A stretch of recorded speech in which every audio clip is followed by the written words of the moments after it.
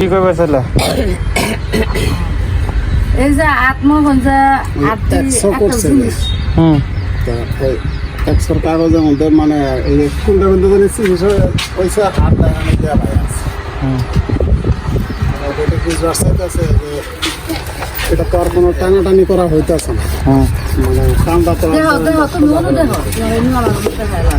সোজা করে তো সামনে আমি এই আত্রা আমার এই সমস্যা এমনি হয় সেদিনই কইতাম এই বাড়ির যাই পরে মনে হয়েছে আমি কি কাম করে এলাম এই যে কাগজটা হ্যাঁ দেখছি আড্ডাতেই পাইলে আছে। এখন তো মনে করা যে জোড়া নিলে এই কোনাখানি জোড়া নিব না এটা হয়ে যায় নেওয়ার জন্য মনে হয় যে এমনি ব্যথা পাই। আমরা তোমারে মালিশের ওষুধ দিয়ে দিলাম, চিকিৎসাপাতি করে দিলাম, মালিশ করার দায়িত্ব আপনার, আমার তো আর না। ওই পিচি টান দাও তো, আপনার বাড়ির যায় হয়তো আমার মালিশ করা সম্ভব না। আপনাকে যেভাবে মালিশ করতে বললাম ওইভাবে করার লাগবে। ওইভাবে করলেই তাহলে ওই যে মানে একটু ফাঁকা দেখা যায়, মানে উপরে দেখা যায়, উপর নিচে এই উপর নিচাটা থাকবে না। আমার কথা বুঝতে পারছেন? জাগার জিনিস আইসা জাগায় জোড়া লাগবো। আপনার প্রথম দিন বলা হয়েছে যে ভারী কাজ কাম করা যাবে না, যখনই কাজ কাম করতে যাবেন তখন ওই জোড়া ছুটে যাবো আবার, সারতে সময় লাগবে। আর আপনাকে মনে করেন যে আপনার কাজ করতে বলছে কোনগুলা, দেখা গেল যে খাটের সাথে বা একটা বাঁশের সাথে এই হাত দিয়ে টান দেওয়া লাগবো। আপনাকে বলছে এই ধরনের কথা বলছে।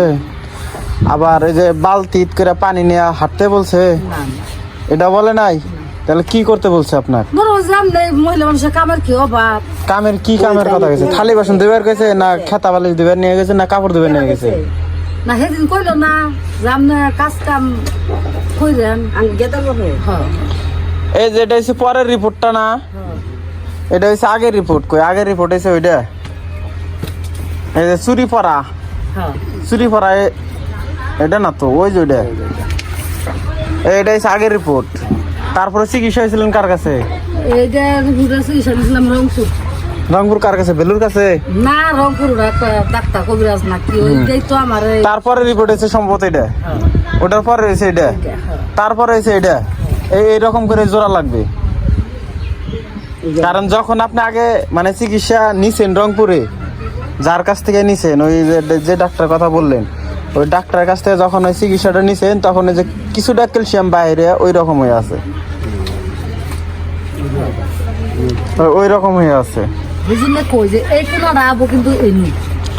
কোন আবো ওই জায়গায় কিন্তু এখন আর আসবে না, কারণ আপনি শুরু থেকে চিকিৎসা নিচ্ছেন অন্য জায়গায় নেওয়ার পরে কিছুটা ক্যালসিয়াম বাহির হয়েছে। দুই হাড়ের মুখোমুখি যখন ওই ক্যালসিয়ামটা বাহির হয়েছে তখন তো এটা লেগে গেছে কিছু। ক্যালসিয়াম তো একদিনে শক্ত হয় না, শক্ত হইতে তো সময় লাগে। যখন এই হারে ক্যালসিয়াম আর এই হারে ক্যালসিয়াম যখন একত্র হয়েছে তখন জোড়া লেগে গেছে। আর আগের থেকে যদি শুরু থেকে চিকিৎসা নিতে নিয়ে জায়গা, তাহলে জাগার জিনিস জায়গায় থাকতো, ওটা কোনো সমস্যা না। মানে যেটুকু হয়েছে এটা কোনো সমস্যা না। তাতে যে আজকে কয়বার আসলেন? দুইবারে কতটুকু আরাম পাইছেন?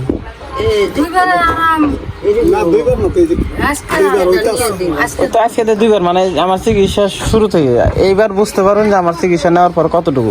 তারপরে একটু কম আর বেশি বোঝা যায় না আমার চিকিৎসা?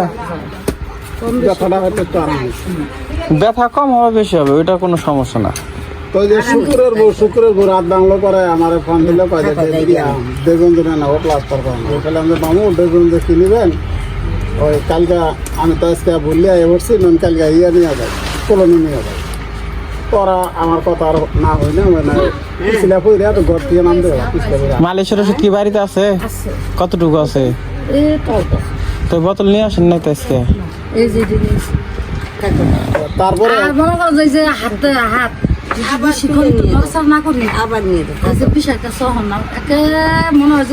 হাড়ের ব্যথা শুধু এক জায়গায় করবো, আর ওই হাড় ছাড়া বাকি জায়গা ওগুলো রগের ব্যথা করবো। হাড়ের ব্যথা শুধু এক জায়গায় করবো।